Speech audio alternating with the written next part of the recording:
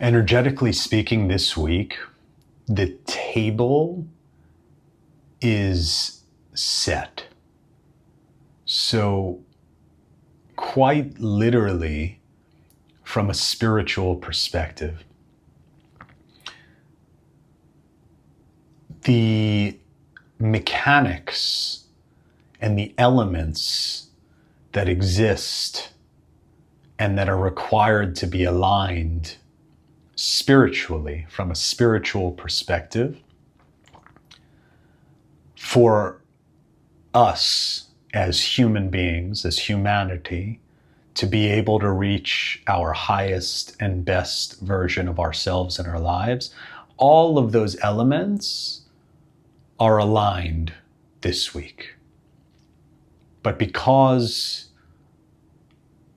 we're talking about these elements in a spiritual sense, we understand them to be aligned, what's considered in a potential state, right? So think about it from the perspective of a dinner party. So you go to a friend's house, you walk through the door, and immediately the place smells incredible. It's perfectly well lit with ambient lighting. You walk over to the table. There's incredible people at this party. The vibe is right. The table is set immaculately. Just everything is just perfectly in place. The table is set. At that point,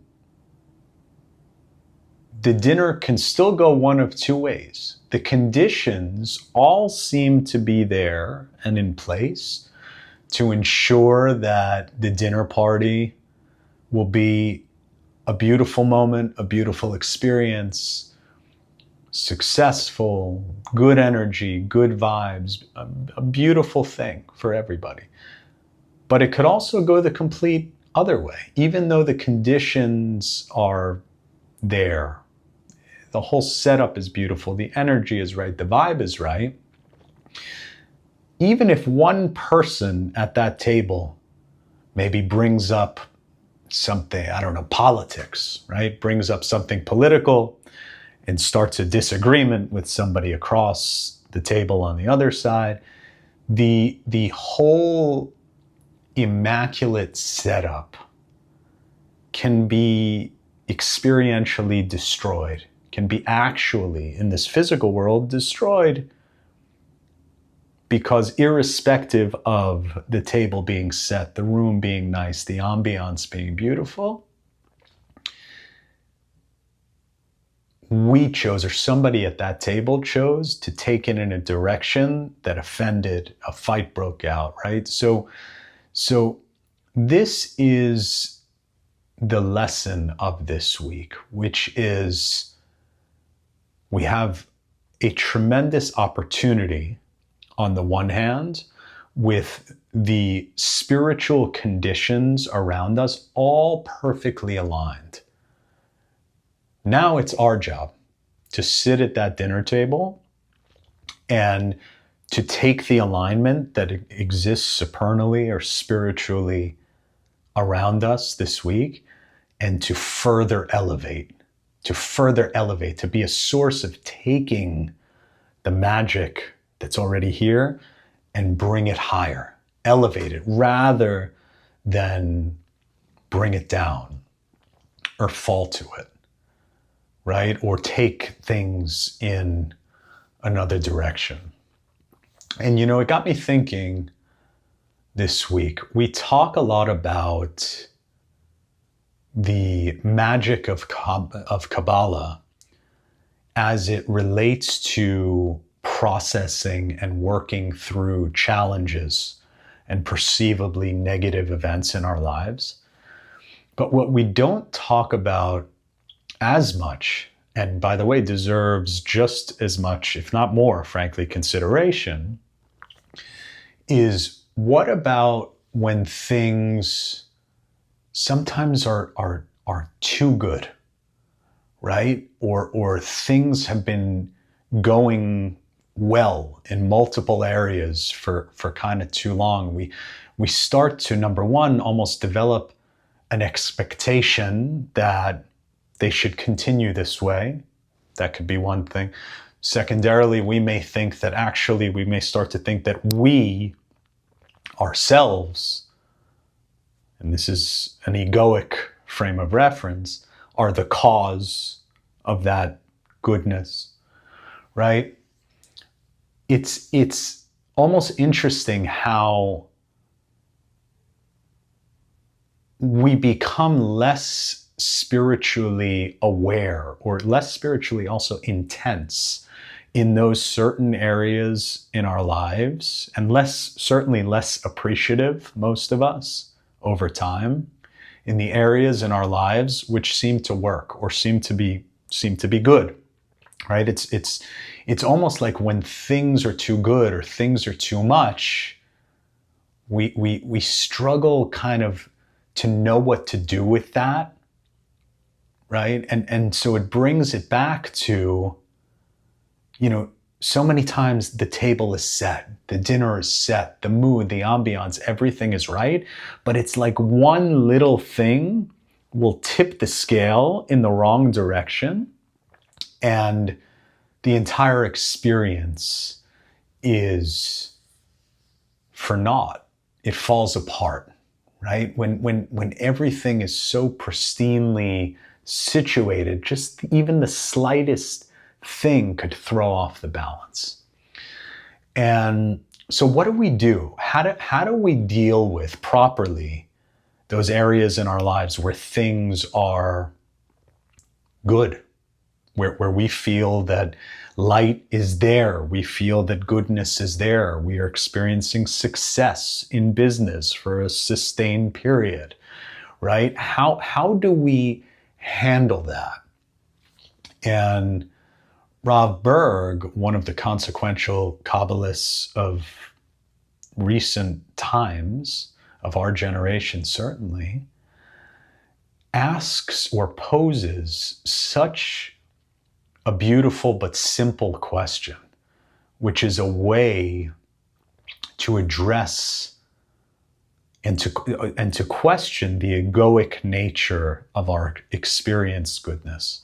And he says that when things are good, when blessings come to us, when miracles are flowing towards us, goodness is bestowed upon us, we must ask the question in that moment, why me?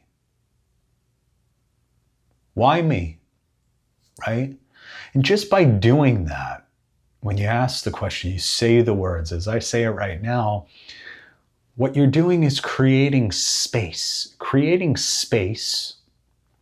between the goodness of the moment, the conditions of that moment, and the ego, which naturally wants to take credit for the physical circumstance, for the circumstances that surround it. By saying, why me, we create that space. And we learn and we understand that within that space, that why me, and then the meditation on really why me, why am I blessed to receive this? Why is this miracle or this abundance come to me? Why me?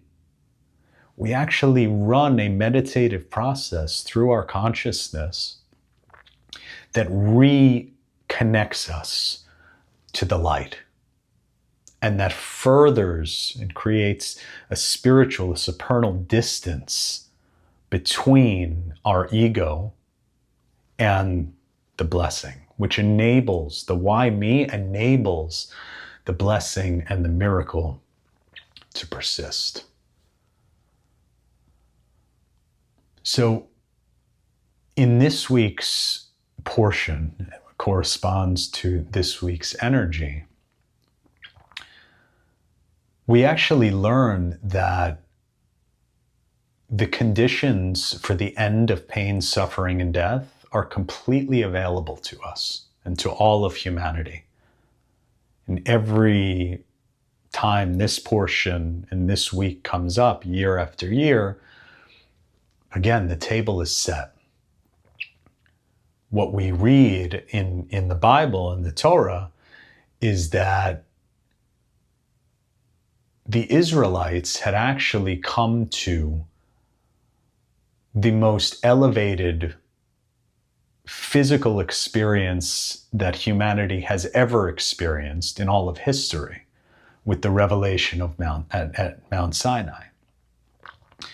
And that happened just a few days ago, right? In this, in terms of the energy and the opportunity of this year, 2026. And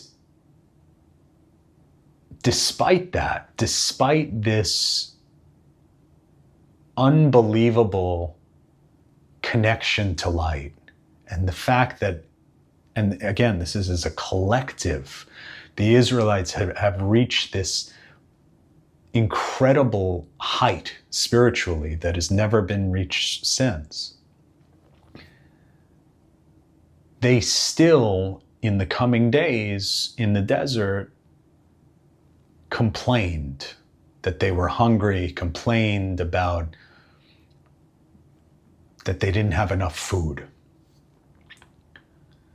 And it ties back to the concept of what's going on this week, which is you can walk into a dinner table, everything, a dinner party, everything, all of the circumstances can be pristine, but depending upon our consciousness and our thoughts, words, and actions in that moment, are they directed towards gratitude or are they directed towards complaining?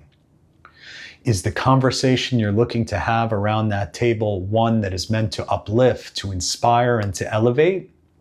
Or is it one to provoke and to generate gossip or to generate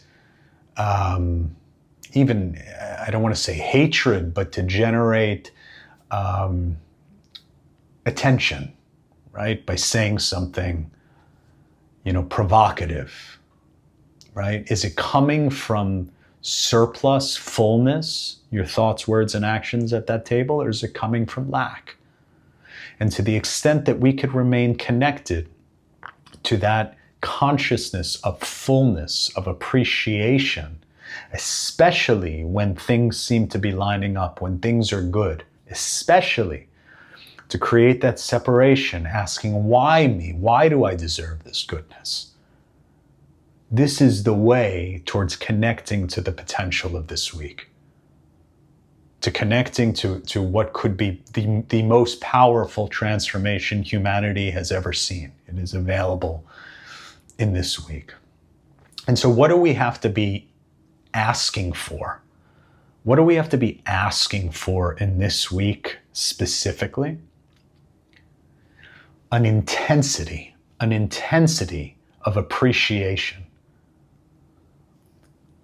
Especially in those areas where things are going well in our lives, where we feel progress, we feel flow.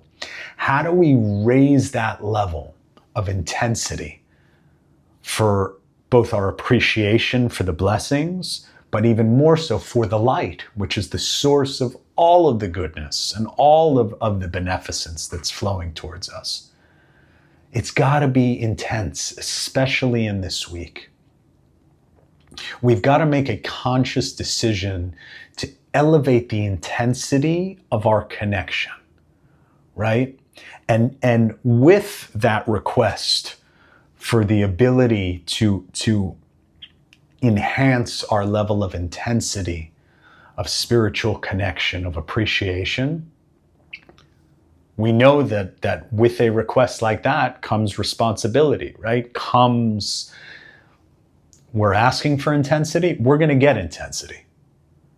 So from a supplemental perspective, we've also got to ask for the strength to handle it.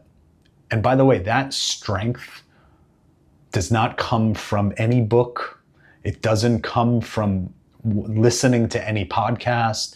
It doesn't come from any user manual on spirituality, on Kabbalah, whatever it is. That strength comes from asking and begging and directing that asking and begging right at the light of the Creator. And so this is our opportunity this week. The table is set, the conditions are there.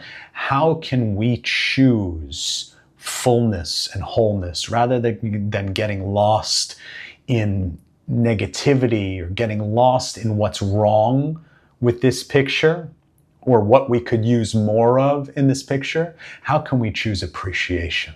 But appreciation at a whole new level of intensity and the strength to be able to handle it.